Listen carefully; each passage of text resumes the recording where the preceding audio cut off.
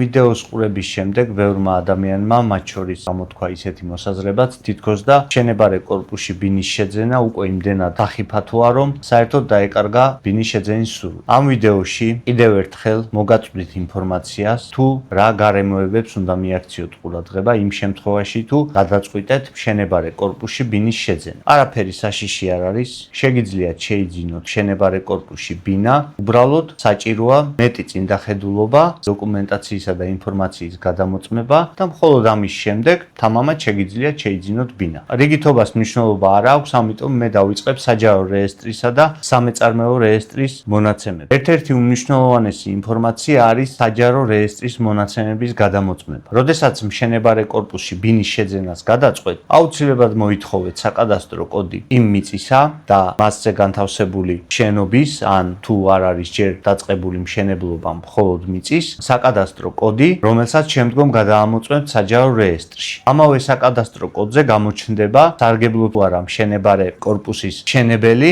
რომელიმე ბანკის დაფინანსები. ბანკის დაფინანსების შემთხვევაში მომავალში ასაშენებელ კორპუსს გავრცელდება საბანკო იპოთეკა, რომლის დაფინანსებითაც ერთგვარი გარანტია გექნებათ, რომ მშენებლობა მივა ბოლომდე და არ შეექმნება კომპანიას ფინანსური პრობლემები. სამეწარმეო რეესტრში აუცილებლად უნდა გადაამოწმოთ თავად მშენებელი კომპანია, ერთი მხრივ ნამდვილად გააფორმეთ თუ არა წინარენასყიდობის ხელშეკრულება იმ კომპანიასთან, რომელიც აშენებს და რომელიც ახორციელებს სამშენებლო სამუშაოებს, ხოლო იმავე მონაცემებში შეგიძლიათ დაინახოთ, ხელდება თუ არა ამ კომპანიაზე რაიმე სახის საგადასახადო გირავნობა იპოთეკა, ხომ არ არის ამ კომპანიაზე გავრცელებული რაიმე სახის ადაღა, რაიმე სახის შეზღუდვა, რაც თავიდან აგაცილებთ მომავალში მესამე პირთაგან ინიცირებულ მოთხოვნებს აღნიშნულ სამშენებლო კომპანიაზე, რომლებიც შეიძლება გახდეს მიზეზი იმისა, რომ სამშენებლო პროცესი ვერ მივა ბოლომდე. ასევე მნიშვნელოვანია გადაამოწმოთ ინფორმაცია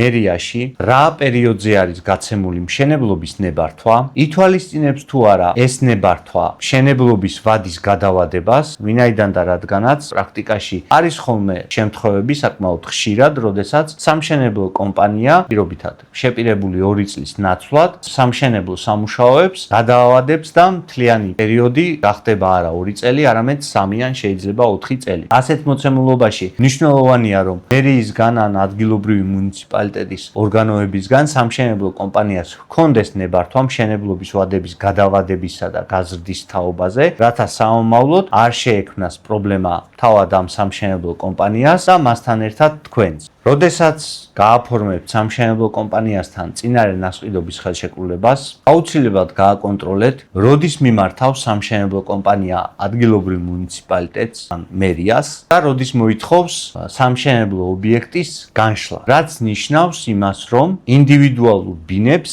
მიენიჭება ინდივიდუალური საკადასტრო კოდები და ამის შემდეგ უკვე თქვენ დარეგისტრირდებით ამ ბინის მომავალ შემძენად. თუმცა აქვე უნდა აღინიშნოს, რომ განშლამდეც შესაძლებელია, რომ არეგისტრირდეთ ბინის მომავალ მესაკუთრედ, მთლიან გრაფაში იქნება აღნიშნული აი ამ საკადასტრო კოდზე, ვინები არიან მომავალი მესაკუთრეები, იქნება მთელი რიგი ჩამონათვალი და შემდეგ უკვე როდესაც მოხდება განშლა, აი ამ დაზუსტებული საკადასტრო მონაცემების საფუძველზე უკვე მომავალ მესაკუთრედ აღირიცხებით კონკრეტულად დაზუსტებული მონაცემით იმ ბინაზე, რომელიც შეიძლება. მე ასევე დამიკავშირდა არაერთი მოქალაქე, რომელმაც აღნიშნა, რომ ჯერ კიდევ 2018-2019 20 წლებში მათ შეიძინეს ბინა მშენებარე კორპუსში, თუმცა მშენებლობა დღემდე არ არის დასრულებული. ისინი იხდიდნენ გადასახადებს, პერიოდულ გადამოსულ გადასახადებს, თუმცა ბინა დღემდე არ არის,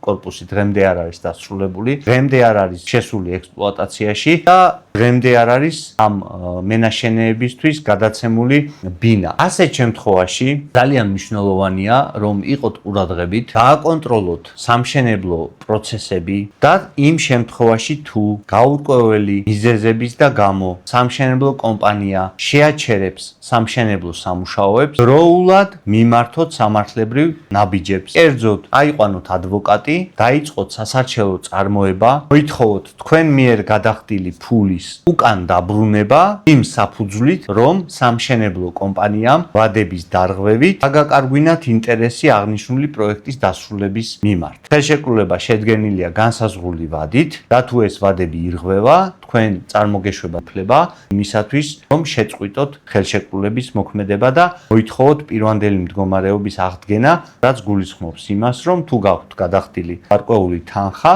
ეს თანხა დაიბრუნოთ უკან სამართლებრივი მექანიზმებით. თუ გაქვთ აღნიშნული ტიპის პრობლემები, კომენტარებში გააფიქსირეთ თქვენი მოსაზრება, შეგიძლიათ ნახოთ ჩემი საკონტაქტო მონაცემები, დამიკავშირდეთ და ერთად დავიცვათ თქვენი უფლებები.